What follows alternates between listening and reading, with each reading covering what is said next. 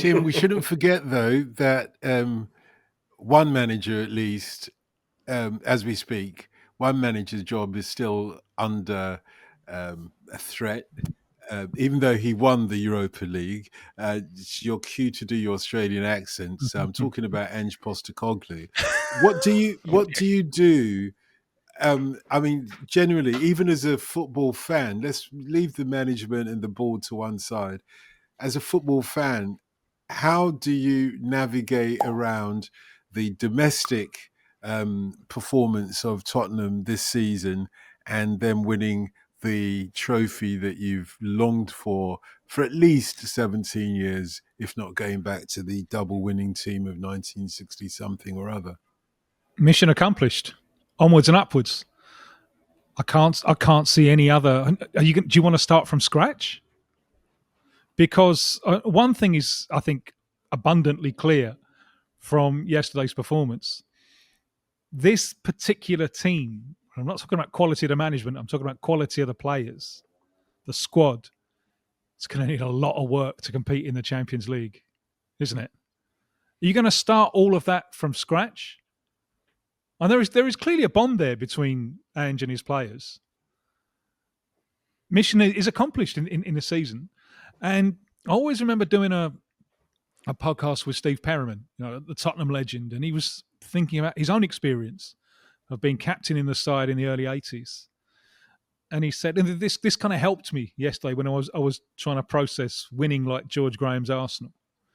And he said the great thing about winning the first trophy is it takes you closer to winning the second one. And so onwards and upwards with the momentum, with the Champions League, with more financial resources, much more attractive to bring players in. And there's obviously still a lot of work that has to be done. But I mean, for me, the best thing about winning a trophy is that it puts the club online to win another one. It sets the bar now. Just out of interest, as someone who's supports a different club, was there a sort of shift when he cupped his ears to the Spurs fans against Chelsea? Does all that get forgotten? And what is the sort of general, I know we're speaking to you, Tim, but what is the general feeling amongst Spurs fans? Would you guess more wanting to stay now? With case in point is Ten Hag last season. The mood completely changed amongst United fans.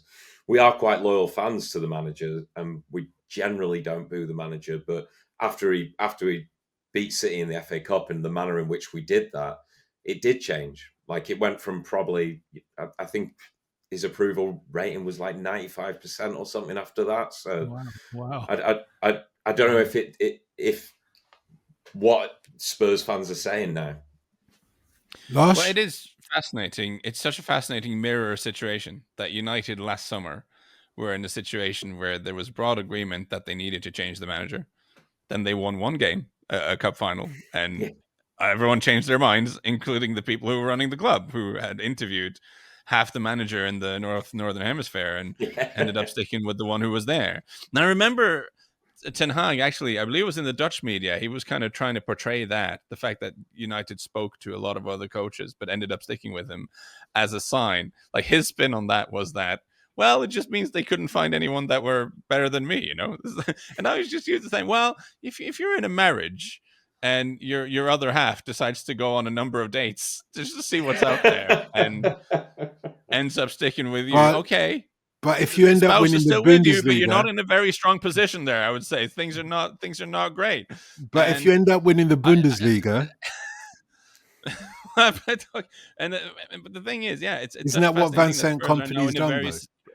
Spurs are now in a very similar situation. I just don't. As I spoke, there are two layers to this. There is a spiritual exorcism, both for fans and for the players. But unlike Tim, I'm not completely ready to just write off the fact that you've lost 21 games in the league, that you're the fourth worst team in the Premier League. If you have the fifth highest wage bill in the league of 20 and you finish 17th, the manager is very rarely in charge at the beginning of next season. That typically you don't survive that. but what would new? And so I was completely on. I mean, I really since December, I'm thinking this is finished now. There's no point in this continuing. The thing that's made me think a little bit is what Tim says about there clearly being a bond between the players and the coach. The players have really not quit on him in spite of this being an extremely difficult season for everyone. I think that's significant. The second thing is the fact that he did show a certain willingness to adjust his methods in the Europa League. Because the reason I, as a fan, kind of gave up on the whole Ange thing is because every week they were making the same mistakes. Like they were setting the team up to lose. They fail again, fail in the exact same way. Like this is completely pointless. There's no point in this going on. But ever tried, Lars? Ever tried? Ever failed? Exactly. Try again. Fail again. fail better. No, but fail in the exact same way is what I nearly lost my mind this winter as a fan. But the thing that's made me think a little bit, and I still broadly think they should probably replace him, even if it's emotionally difficult to do it right now. The thing that's made me think a little bit is the fact that he adjusted his methods when he had to. Is the return leg against Frankfurt, which is probably the hardest game they played in the Europa League campaign, I think, in terms of the quality of the opposition, with apologies to the United fan on the call. And then the return leg against Bodø/Glimt. Bodø/Glimt, who are a Norwegian team, but they've beaten some serious teams at home. And I remember the analyst on Norwegian TV that night was Lars, who was actually Egil Olsen's assistant at Wimbledon back in the day. Lars was making the point that he's an astute observer of tactics. He made the point that of all the away teams from around Europe of various shapes and sizes who have come to Bodø/Glimt and played up in the Arctic Circle on the plastic pitch, Spurs were the one who'd set up the smartest and made it the hardest for Bodø to find the passing lanes. And it was such an un-Ange performance, which is easy to write off because it was against a Norwegian team. But it is noteworthy that he changed to the extent that he completely shut down the team in a way that Roma couldn't, in a way that Lazio couldn't, exactly. in a way that couldn't, Porto, etc. What happened to Mourinho there? You know, yeah, Mourinho couldn't organise a defence there. It's the way we play, mate. Just clean sheets away from home, mate. It's the thing. And then we see the same thing in the final, where he realizes, okay, I have no creativity, but I have guys who can run. And we're playing a United team who are not comfortable in possession. Their build-up play is not good. So we're just going to let them have the ball because they're not any good with it. And we're not going to let them counter, because what United do have is speed. So we're just going to sit back and not let them use that. We're going to completely nullify the threat they have by setting, and we're going to let them have the ball because they know what to do with it. That was a very tactically again. And I kept wondering, where has Ange been in the league this year? And he was saying after the game that cup games are different. You know, you can go in there with a real game plan. And I was like, there's no, you can do that in the league. You can have no one's stopping you from having, anyway. But I would have, if I was Daniel Levy, I would at least sit down and have a conversation with him. Like, have lessons been learned here? Like, are we going to be a little bit more pragmatic with how we approach league games as well last season?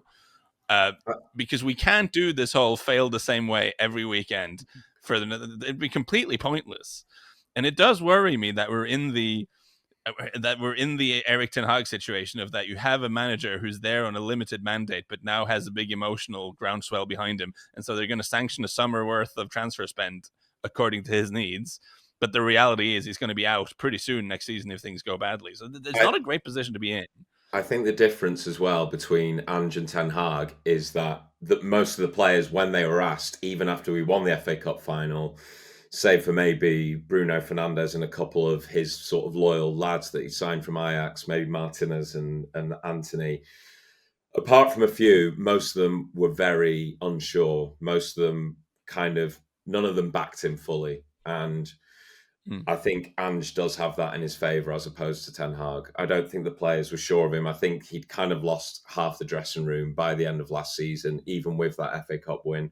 So I think that massively works in Ange's favour, and I think that's the big difference here. And interestingly, amidst the talk, you know, with what Amorim said after the match last night about saying, I'll leave with no compensation if the fans and if the board want me to go, every single player has come out and said he's the right man. And I don't know whether that's true or not. You know, I don't think it's been long enough. I think he deserves a summer, but I think that does have a massive say in it, whether the players are with you or not.